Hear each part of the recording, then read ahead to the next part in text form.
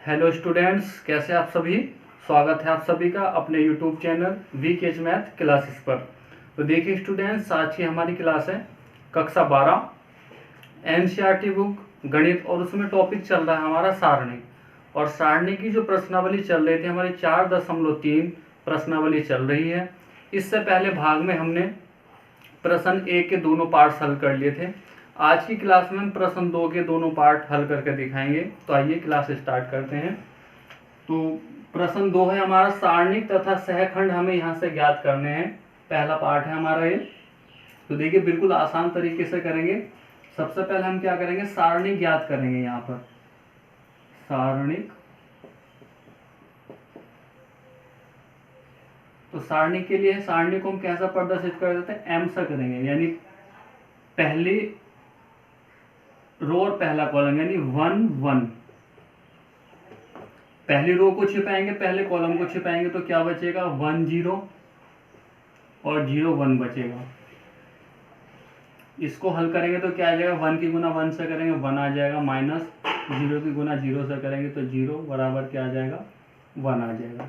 इसी प्रकार से अब हम ज्ञात करेंगे 1 2, यानी पहली रो दूसरा कॉलम छिपाएंगे तो 0 0 1 0 0 0 1। यहाँ से इनको हल करेंगे, 1 की गुना करेंगे 0 से 0, यानी 0 माइनस 0 बराबर 0। इसी प्रकार से 1 3, यानी पहली रो तीसरा कॉलम को छिपाएंगे तो 0 1 0 0 बचेगा, 0 1 0 0। इसको हल करेंगे, 0 की गुना 0 और 0 की गुना 1 से, तो 0 माइनस 0 बराबर 0 आ जाएगा। इसी प्रकार से आ जाएगा हमारा m। अब पहली रो पहला कॉलम पूरा हो गया, यानी दूसरी रो पहला कॉलम, दूसरी रो को छिपाएंगे पहले कॉलम को छिपाएंगे, तो 0 0 0 1 0 0 0 1 बचेगा। इसको हल करेंगे तो 1 की गुना 0 सर ये 0, तो सारा 0 हो जाएगा ये, तो क्या आ जाएगा 0 आ जाएगा। m 2 2, m 2 2 यानी दूसरी रो दूसरा कॉलम, तो 1 0 0 1 बचेगा, 1 0 0 1। इसको हल करेंगे, देखिए 1 की गुना 1 से करेंगे 1 आ जाएगा, माइनस 0 की गुना 0 से 0 बराबर क्या आ जाएगा हमारा 1 आ जाएगा।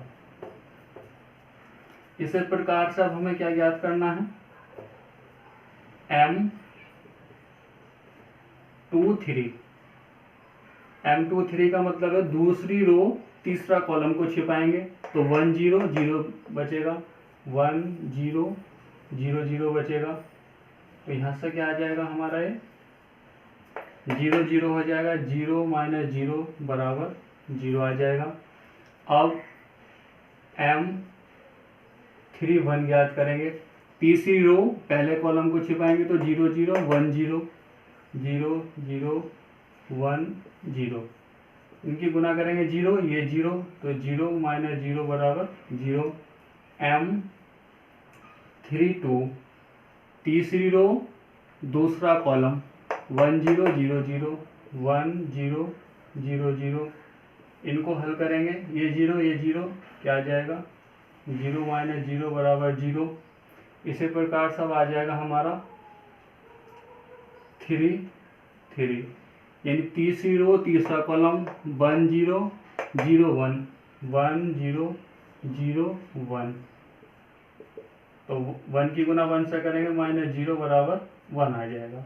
अब हमें क्या ज्ञात करने हैं, इनके सहखंड। सहखंड, तो सहखंड के को हम प्रदर्शित करते हैं a से, तो ये क्या हो जाएगा a 1 1 हो जाएगा, यहाँ हो जाएगा हमारा a 1 2 हो जाएगा, यहाँ आ जाएगा हमारा a 1 3 आ जाएगा, यहाँ पर आ जाएगा हमारा a 2 1 a 2 2, और यहाँ आ जाएगा हमारा a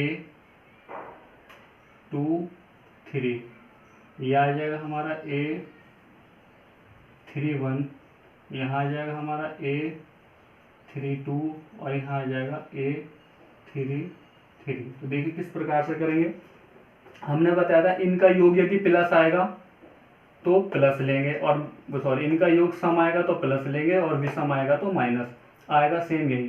तो देखिए यहाँ तो 1 1 2 सम है हमारा, तो प्लस क्या आ जाएगा 1 बराबर 1। यहाँ 2 और 1 3 विषम आ रहा है इनका योग, तो -0 बराबर 0 आ जाएगा। यहाँ भी सम आया है तो प्लस के 0 बराबर 0। यहाँ फिर से भी सम आया है -0 बराबर 0। सेम उठा के ये रखना, बस चिन्ह बदलने हैं यहाँ पे। यहाँ 2 और 2 4 सम आ रहा है तो प्लस के 1 बराबर 1। यहाँ पर क्या आ जाएगा 2 और 3 5 भी सम आया है योग, तो माइनस के 0 बराबर 0 आ जाएगा। यहाँ पर 3 और 1 4 सम आया है, प्लस 0 बराबर 0। 3 और 2 5 भी सम आया है, यानी -0 बराबर 0 आ जाएगा। 3 और 3 6 सम आया है तो प्लस का 1 बराबर 1। यही हमारा आंसर होगा। आगे सेकंड पार्ट है हमारा, यहाँ से भी हमें क्या करना है, सारणिक और सहखंड ज्ञात करना है। तो आइए करते हैं इसको भी। तो पहला हम क्या ज्ञात करेंगे, उपसारणिक यानी M11। तो इसके लिए क्या करेंगे, पहली रो और पहले कॉलम को छिपाते हैं हम। पहली रो पहले कॉलम को छिपाएंगे, तो 5 -1 1 और 2 बचेगा। इसको हल करेंगे तो क्या आ जाएगा, 2 की गुना करेंगे 5 से 10, और -1 की 1 से करेंगे तो प्लस के 1 बराबर हो जाएगा 11। अब हम M12 ज्ञात करेंगे, यानी पहली रो दूसरे कॉलम को छिपाएंगे, तो 3 -1 0 और 2 बचेगा। यानी पहली रो दूसरे कॉलम को छिपाया, तो हल करेंगे इसको। 2 की गुना 3 से, 3 दूनी 6, 0 की गुना करेंगे -1 से, तो 0 हो जाएगा बराबर 6 आ जाएगा। इसी प्रकार से M13 यानी पहली रो और तीसरा कॉलम, 3 और 5 बचेगा, 3 5 0 1। तो क्या आ जाएगा ये हमारा 3 ही का ना 3 माइनस 0 से गुना करेंगे 5 की, क्या आ जाएगा 0 बराबर 3। अब हम ज्ञात करेंगे M21 यानी दूसरी रो पहला कॉलम छिपाएंगे, तो 0 4 1 4 1 2, 0 4 1 2 बचेगा। यहाँ से हल करेंगे, 2 से गुना करेंगे 0 का 0, 1 की गुना 4 से करेंगे तो ये 4 आ जाएगा, यहाँ माइनस बराबर -4। M22 यानी दूसरी रो दूसरा कॉलम 1 4 बचेगा, 0 2 बचेगा, 0 2। हल करेंगे, 2 ही का ना 2, और 0 की 4 से गुना करने पर 0 हो जाएगा बराबर 2 आ जाएगा। ऐसे ही अब हमें ज्ञात करना है M23 यानी दूसरा कॉलम और दूसरी रो तीसरा कॉलम, 1 0 बचेगा, 1 0 0 1 0 1। हल करेंगे तो क्या आ जाएगा, यहाँ से 1 ही का ना 1, और 0 0 गुना 0 हो जाएगी, 1 आ जाएगा। अब हम ज्ञात करेंगे M31 कितना हो जाएगा, यानी तीसरी रो पहला कॉलम छिपाएंगे, तो 0 4 5 1, 0 4 5 -1 बचेगा। इसको हल करेंगे, -1 की गुना 0 से करेंगे 0 माइनस 5 20 बराबर आ जाएगा -20। इधर लिखेंगे इसको, -20 आ जाएगा। अब हम ज्ञात करेंगे M32 यानी तीसरी रो दूसरा कॉलम 1 4 3 1, 1 4 3 -1। हल करेंगे, 1 ही का ना 1 यानी -1 आ जाएगा, यहाँ 3 चौक 12, ये हो जाएगा -13। M33 यानी तीसरी रो तीसरा कॉलम 1 0 3 5, 1 0 3 5। हल करेंगे, 5 ही का ना 5, 3 की 0 से गुना 0, तो ये आ जाएगा 5। अब हमें ज्ञात करना है इसका सहखंड। तो सहखंड के लिए हम प्रदर्शित करते हैं इसको A11, ये हो जाएगा A12, A13, यहाँ आ जाएगा A21, A22 ये हो जाएगा A23, यहाँ से आ जाएगा A31, ये हो जाएगा A32 और ये आ जाएगा A33। देखिए केवल हमें इनके चिन्ह बदलने हैं, सेम उठाकर ऐसा ही रखना है। अगर इनका योग सम आया है तो प्लस लेना, विषम आया है तो माइनस। योग सम आ रहा है, एक और एक का योग सम आ रहा है तो प्लस के क्या आ जाएगा 11 बराबर 11। यहाँ विषम आया है 2 और 1 का योग, विषम आ रहा है तो विषम के लिए माइनस आएगा 6, सेम उठा के यहीं रखना है।